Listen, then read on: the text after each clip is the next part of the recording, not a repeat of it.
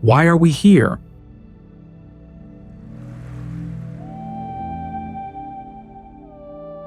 Introduction. Where do people come from and where do they go? There can be three answers to this question. Those who believe in one or more deities often argue that before being created, humans did not exist, and then humans were brought into the world by the will of a deity.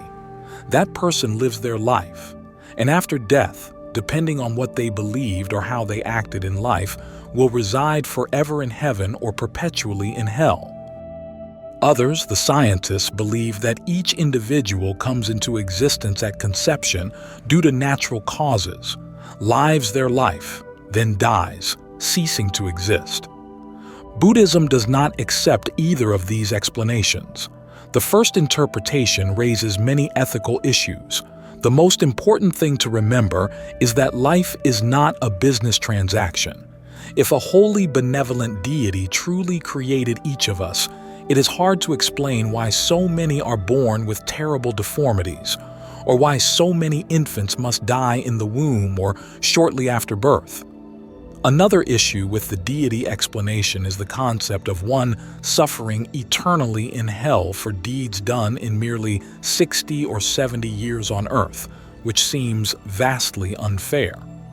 60 or 70 years without faith or poor morals does not deserve eternal punishment. Similarly, 60 or 70 years of a morally good life seems too short a time for eternal happiness in heaven. The second explanation is more adaptable than the first, yet it still leaves many unanswered questions. How can a phenomenon as complex as consciousness emerge and develop from just two cells, an egg and a sperm? And now, parapsychology is considered a branch of science, with phenomena like telepathy increasingly difficult to fit into a materialistic model of consciousness.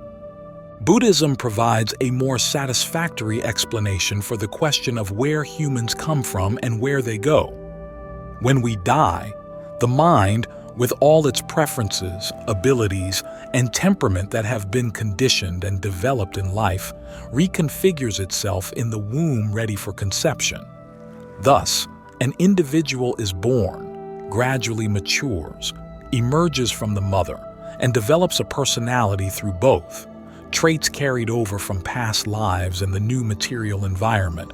Personality will transform and change through spiritual efforts and conditioning factors such as education, the influence of parents and society, and once again, at the moment of death, rebirth, reconfiguring itself in the womb ready for conception.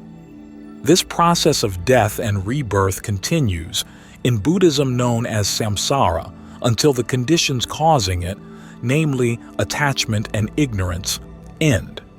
At that point, instead of a being reborn, consciousness transcends to a state called nirvana, which is the ultimate goal of Buddhism and the ideal of human existence.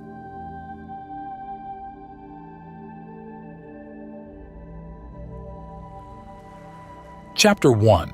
How does consciousness move from one body to another?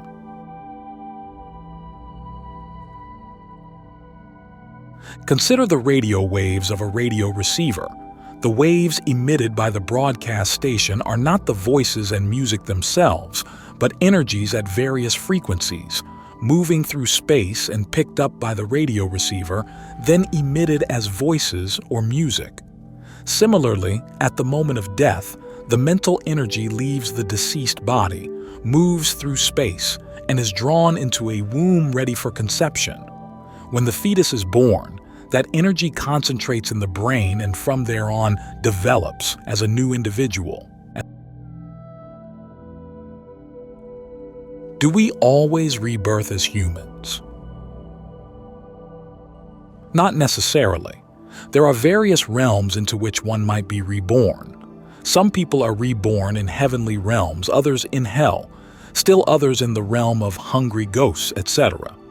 Heavenly realms are not a place but a state of existence, where beings have subtle physical forms and consciousnesses that experience happiness and comfort. In some religions, there is a devout effort to be reborn into a heavenly realm, mistakenly thinking that this state is eternal. But this is not the case.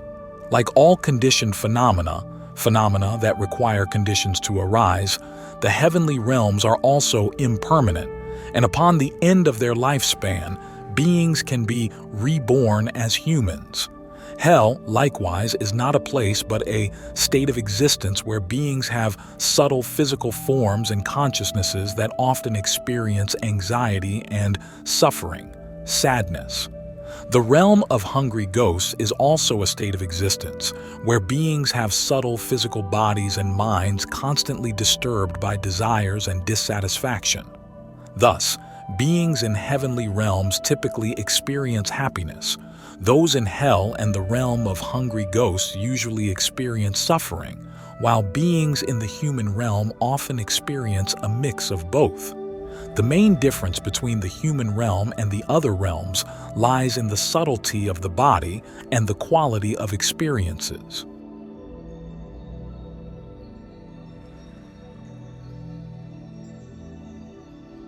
Chapter 2. What is samsara? Where do people come from? Samsara means continuity. We have heard and known that nothing goes from existence to non-existence completely. Everything continues in one form or another. For example, clouds cycle into rain, and rain cycles into water. Water is the continuation of rain. Rain is the continuation of clouds, and clouds are the continuation of the heat from the sun and water from ponds, lakes, rivers, and seas. There is always such continuation known as samsara. But let us not search for a specific form. We must not get trapped by form. If caught in form, we will not recognize the continuation. Looking at the rain, we must see the clouds, which is seeing with the eye of formlessness. The French scientist Lavoisier said, "Nothing is lost completely." Exactly so. There are at least three things that endure: thought, language, and our actions. Thought, language, and action in Buddhism are called body, speech, and mind. Mind means thought, speech means language, and body means action. Every thought of ours carries our signature. Our thoughts can be accompanied by malice, prejudice, craving, anger. If we emit such a thought, that thought bears our signature. We cannot say that thought is not ours. When we emit such a thought, it immediately cycles. It permeates us, affecting us. It permeates others, affecting them. Thoughts that cause suffering to us and to others are not righteous thoughts, but wrong thoughts. The same goes for words. Uttering a sentence without love or meaning, a sentence that sows discord, suspicion, hatred, that sentence also carries our signature, for which we are fully responsible. Such a sentence causes breakdowns within and breaks around. It is the continuation of ourselves. Speaking a sentence of kindness that helps people reconcile with each other, that instills faith in the future, that sentence also carries our signature. That is right speech, not wrong speech. It is our continuation. It is our samsara. When there is an act of kindness, preserving life and reconciling others, that act carries our signature. It is a beautiful continuation of ourselves. But if our actions are divisive, violent, and destructive, they too bear our signature and will continue, cycle in a very negative form. The actions of body, speech, and mind that we create will cycle perpetually. They are our continuation. They cannot be lost and will have long-term effects, so we only want to cycle beautifully. Where do people come from? In the scriptures, the Buddha taught that humans come from the cycle of samsara through 6 realms: hell, hungry ghosts, animals, humans, asuras, and heavens. That's 1. When a person transitions from the heavenly realm to the human world, they bring with them beauty and a good nature, virtues. This is because they have exhausted their good karma in the heavens, but still have ample good karma to become human. 2. People coming from the Asura realm possess significant merit but are often prone to anger. 3. Individuals with high virtues, harboring no intentions of killing or stealing, not indulging in desires, deceit, or intoxication, have indeed led a good life previously and are now reborn as humans. Thus, they live uprightly and sincerely. 4. People reborn as humans from the animal realm carry with them confusion and ignorance, learning but unable to understand. Though they have escaped the animal realm and become human, they are still influenced by confusion, making it difficult for them to comprehend. 5. Those who transition from the realm of hungry ghosts to humans still possess a stingy soul, fearful of spending or doing good, righteous deeds. 6. People transitioning from hell to the human form often face illness, ugliness, and disabilities as a result of past misdeeds.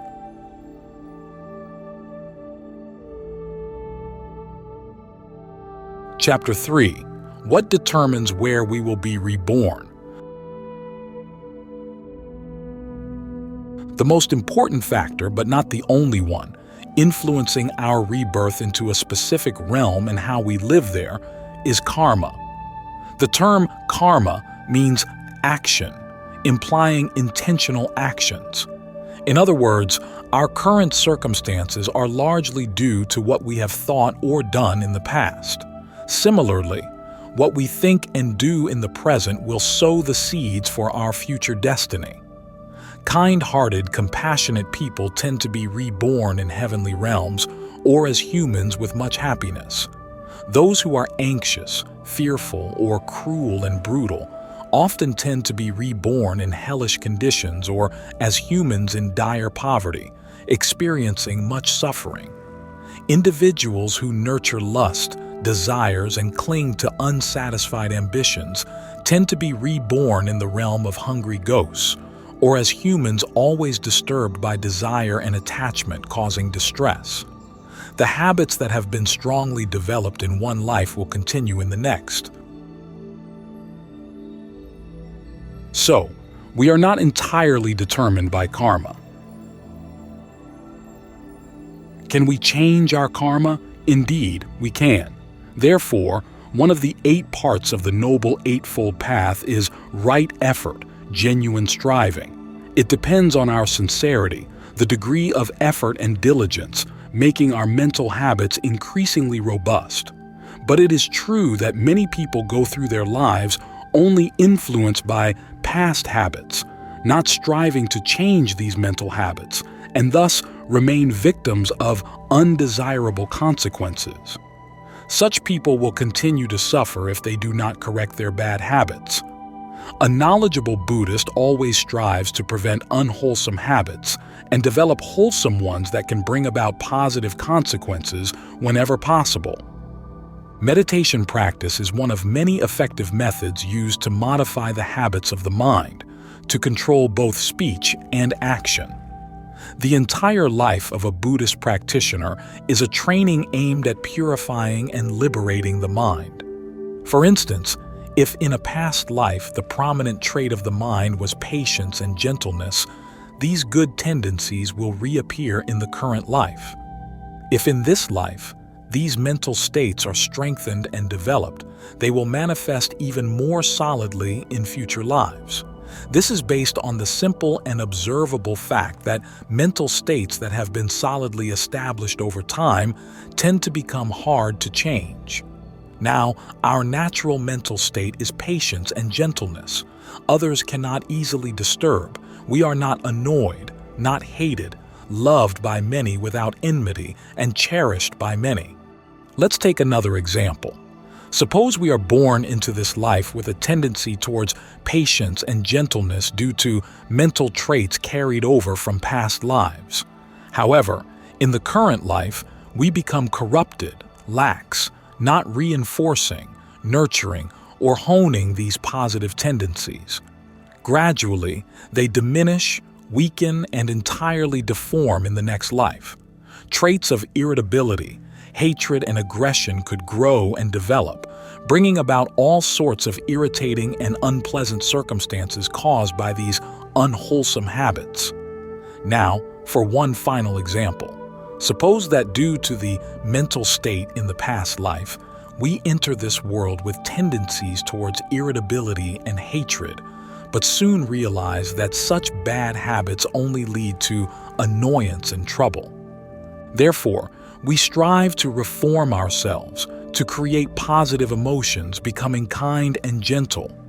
If we can completely eliminate these bad habits, which is possible with real effort, we will avoid the irritating and unpleasant situations caused by habits of irritability, hatred, and aggression. Thus, we have strived to change the circumstances. If we cannot entirely change but only reduce these similar negative tendencies, they will emerge in the next life, and then we will continue to strive further. They will be completely transformed, and we will no longer be disturbed by unpleasant situations.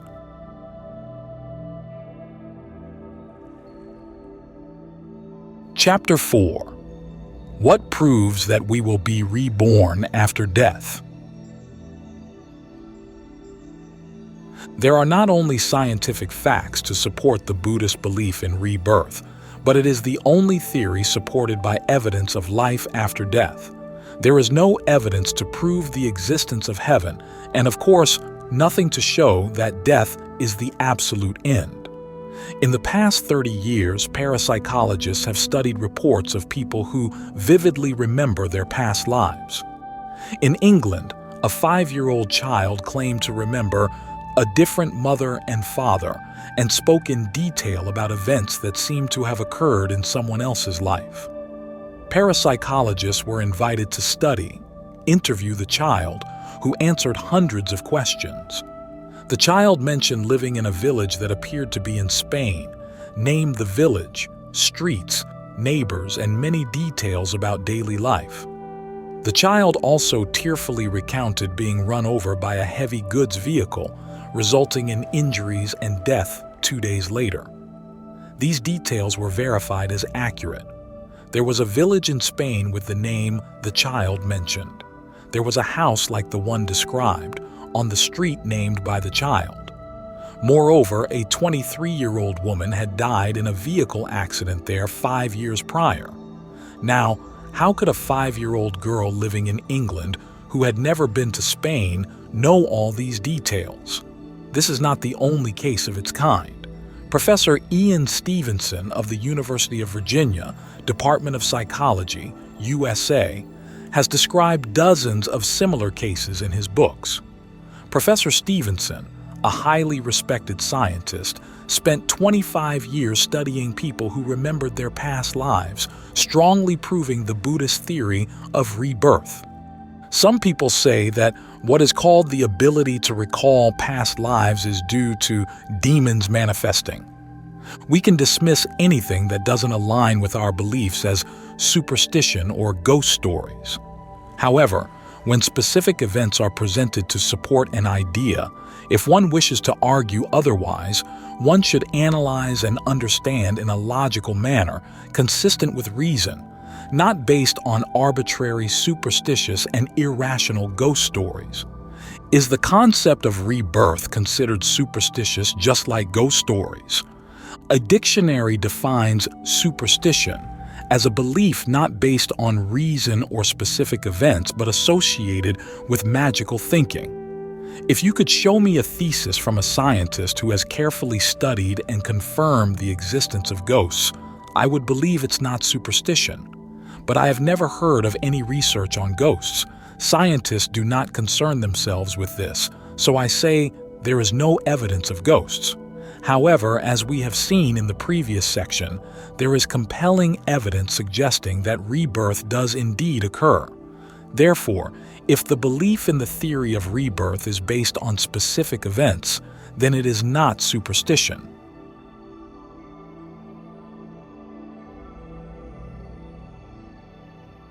Chapter 5. Are there any scientists who believe in rebirth? Yes. Thomas Huxley, who introduced science into the education system in English schools in the 19th century and was the first scientist to defend Darwin's theory, believed that reincarnation was a perfectly reasonable idea.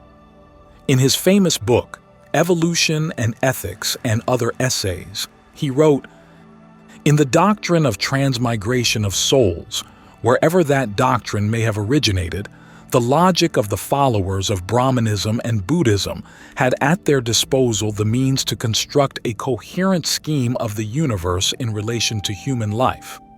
This explanation is as rational as any other, and none will refute it as irrational, except those who think in a hurried, precipitate manner. Like the theory of evolution, the theory of the transmigration of souls arises from the actual world and is supported by deductive reasoning, examining each item to find similarities for classification. Professor Gustav Stromberg, a renowned Swedish astronomer and physicist, friend of Einstein, also found the theory of rebirth compelling. There are various opinions on whether the human soul can reincarnate back on Earth or not. In 1936, a very noteworthy case was investigated and thoroughly reported by the Indian authorities. A child, named Shanti Devi in the capital Delhi, could detail her previous life, in Mutra, 500 miles from Delhi. This previous life ended about a year before she was born in the current one. She provided the names of her husband and children from the past life and described her home and life. The members of the committee investigating this case took her to meet her relatives from the past life and confirmed all her statements as correct. For the people of India, stories of reincarnation like this are considered normal, but what is astonishing in this case is the girl's extensive memory. This and similar cases can be regarded as clear evidence of the inherent nature of the doctrine that memory is not completely destroyed. Professor Julian Huxley, a renowned British scientist and the first Director General of UNESCO, believed that the theory of rebirth is harmonious with scientific thinking. There is nothing to prevent the transmission of an individual consciousness after death, much like a wireless message is transmitted from a broadcasting station. But it must be remembered that the wireless message only becomes a message when it encounters an appropriate receiver. Our consciousness is similarly transmitted. It cannot think or feel unless it is reincarnated in some body. Our personality depends on the body we have, so it is unthinkable that survival would be pure sensations without a body. I believe that something is transmitted related to each individual, similar to the relationship of a wireless message to its transmitter. However, in this case, death, as we see, is just the disturbance of various patterns, wandering indefinitely through the universe until it becomes consciousness again, due to contact with something acting similarly to a radio receiver on the mind. Even highly practical individuals who live for convenience, like the American industrialist Henry Ford, also found the concept of rebirth acceptable. He embraced the idea of rebirth because, unlike monotheistic or materialistic notions, rebirth gives us a new chance for self-improvement. Henry Ford said, "I adopted the theory of reincarnation when I was 26. Religion had offered me nothing that satisfied, nor did business life fill me with content. Business would be pointless if we could not carry over our experience into a next life. Discovering the theory of reincarnation, it seemed to me that I had found a universal plan. I realized there would be a chance to work out my ideas. Time was no longer limited. I was no longer a slave to the hands of the clock. Genius is experience. Some think it is a talent born within one, but it is the result of a series of experiences gathered over many lives. Some are older souls than others, and so they know more. The discovery of reincarnation put my mind at ease. Please report our conversation today to help ease the minds of others as well. I want to share with others the peace of mind that the concept of a long life brings us. Thus, the Buddhist doctrine of rebirth is supported by scientific proof. The doctrine is logically solid and has long provided satisfactory answers to questions that other theories could not. This doctrine also brings a source of peace and comfort, not the desperation of a lifestyle that does not give us a second chance, no opportunity to correct mistakes made in life, and no time to develop further the skills we have nurtured. According to Buddha, if we do not achieve nirvana in this life, we will have a chance to try in another. If we have made mistakes in this life, we can correct them in the next. We will be able to learn from past mistakes. What we have not been able to do or achieve in this life, we may be able to accomplish in future lives. Truly, a wonderful doctrine.